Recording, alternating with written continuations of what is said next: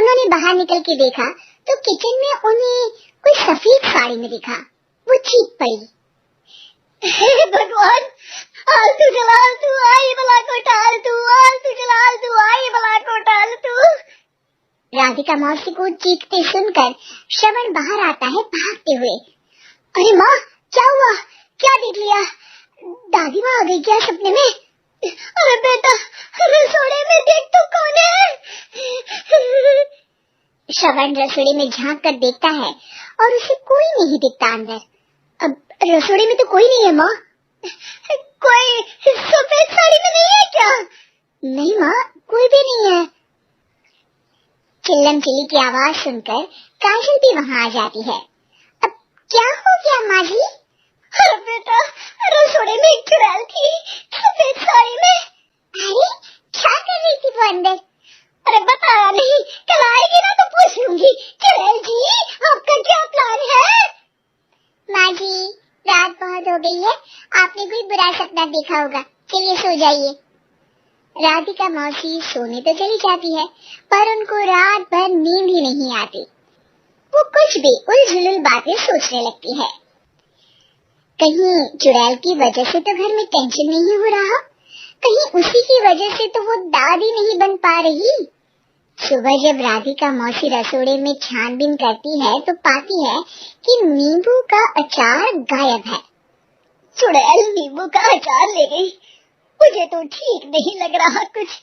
चुड़ैल को भी पता है कि जिंदगी का असली मजा तो खट्टे में ही है। राधिका मौसी झट से श्रवण को फोन कर देती है। बेटा, मुझे समस्या समझ में आ गई है, हमें एक तांत्रिक की जरूरत है। अरे क्या बोल रही हो माँ, तांत्रिक की क्या जरूरत है? आप पूजा पाठ तो कर ही रही हो ना।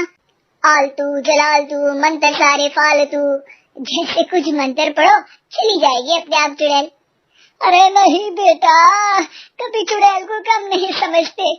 अरे तुझे पता भी नहीं चलेगा कि कभी वो छल करके काजल की जगह घर की बहू खुद बन जाएगी।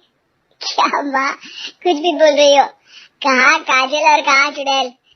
वैसे एक बात बताओ, काजल को अगर गाने के लिए बोल देना तो चुड़ैल काजल की आवाज सुनकर घर तो क्या, धरती लोग छोड़कर चली जाएगी। तुम ना पढ़े लिखे बच्चे हर चीज को मजाक समझते हो। तुम रहने दो, मैं खुद ही तांत्रिक को बुला लेती हूँ। अच्छा सुन, शाम को इमली लेके आना। क्या है कि चटनी खाए बहुत दिन हो गए है ना? नहीं माँ, इमली तांत्रिक से ही मंगवा लो ना, आटा वगैरह भी उसी से भिजवा लेना। देखो मुझे काम करना है। श्रवण रात को कई तरह की सब्जियों के साथ माँ के कहने पे चटनी के लिए इमली भी ले आया था, लेकिन राधिका मौसी के दिमाग में अलग ही फिल्म चल रही थी। उन्हें अब सिर्फ शक ही नहीं यकीन होने लगा था कि शायद चुड़ैल ने श्रवण पर अपना जाल बिछा दिया था, जिस वजह से श्रवण उनकी बात ही नहीं मान रहा था। पर कोई नहीं, आने वाली रात में राधिका मौसी खुद तैयार हो गई चुड़ैल को पकड़ने के लिए। रुद्राक्ष की माला, तुलसी का पत्ता, हनुमान चालीसा सब हाथ के पास ही था, बस चुड़ैल का इंतजार था। और जैसा राधिका मौसी ने सोचा था वैसा ही हुआ।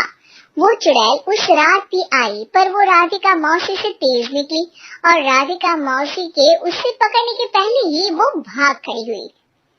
जरूर बहू पे साया है उस चुड़ैल का, तभी तो श्रवण के कमरे में गई है। और अगली सुबह राधिका मौसी पिछली रात हुए हमले में किन चीजों का नुकसान हुआ उसका हिसाब लगा रही थी।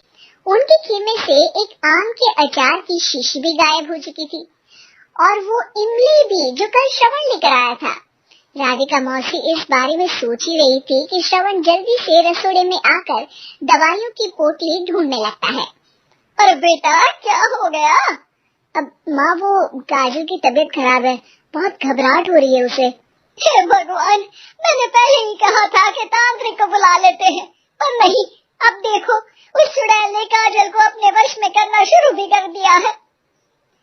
हालांकि श्रवण भूतों में विश्वास नहीं करता था, पर अब वो भी डर जाता है और राजी हो जाता है एक तांत्रिक को बुलाने के लिए। कुछ ही घंटों में तांत्रिक आ जाते हैं और राधिका मौसी तांत्रिक जी को सब बता देती है। घोर संकट, घनघोर संकट, चुड़ैल को मारू जोर ठाकर, ओम भट स्वाहा खटखाटे आहा। अरे ये क्या मंत्र है? मेरे खुद के ओरिजिनल मंत्र है, कल रात को ही लिखे हैं, अच्छे लगे तो दाद चाहूंगा। एक और मंत्र सुनो, अर्ज किया है आब्राकडाब्रा, दिल्ली बम्बई आगरा, चंदा मामा सूरले सुरन मामू जारा। ये मंत्र है? अरे कोई 40 वालीसा पढ़ो ना। वक्त कम है, 40 नहीं पड़ेंगे, 20-25 में काम चलाना पड़ेगा। अलग निरंजन जाके लंदन, मुफ्त का मंजान घिस मेरे नंदन। अरे जल्दी करो तांत्रिक जी, जल्दी करो। तांत्रिक अपने उल झलूल मंत्र पढ़ने लगता है। श्रवण को तांत्रिक पे शक होता है। वो अपने डॉक्टर दोस्त को कॉल कर देता है ताकि कोई अनहोनी हो तो इमरजेंसी में चीजें मैनेज हो जाए। तांत्रिक धुनी रमाता है, जिसकी वजह से कमरे में काफी धुआं हो जाता है और जिसकी वजह से बहू की घबराहट बढ़ जाती है।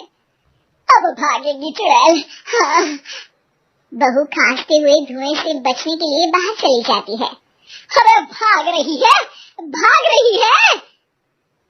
पीछे पीछे श्रवण भी जाता है। बहू एक सोफे पर बैठ जाती है। तभी डॉक्टर दोस्त आ जाते हैं और श्रवण को पानी लाने के लिए कहते हैं। थोड़ी चेकअप के बाद डॉक्टर कहते हैं, मेरे हिसाब से जाप का काम पूरा हो गया है। क्या मतलब? अरे कुछ भी नहीं माँ, कोई चुड़ैल नहीं है, खुशखबरी है, अब दादी बनने वाली है। मगर वो सब अचार के डब्बे। श्रवण दोनों अचार के डब्बे अपनी माँ को दिखाता है, जो कि उनके बिस्तर के नीचे छुपे हुए थे। आपने सही बोला था माँ, वो चुड़ैल काजल ही थी जो खट्टा खा रही थी। हमें कल ही पता चला, पर हमने आपको ये तांत्रिक वाला काम करने दिया ताकि आपको भरोसा हो जाए कि भूत वगैरह कुछ होता ही नहीं। अच्छा अच्छा, ये तो बड़ी खुशी की बात है, पर बेटा मुझे एक झाड़ू तो ला दे। क्यों माँ? ये तांत्रिक का भूत उतारती हूँ मैं। अब तांत्रिक राधा मौसी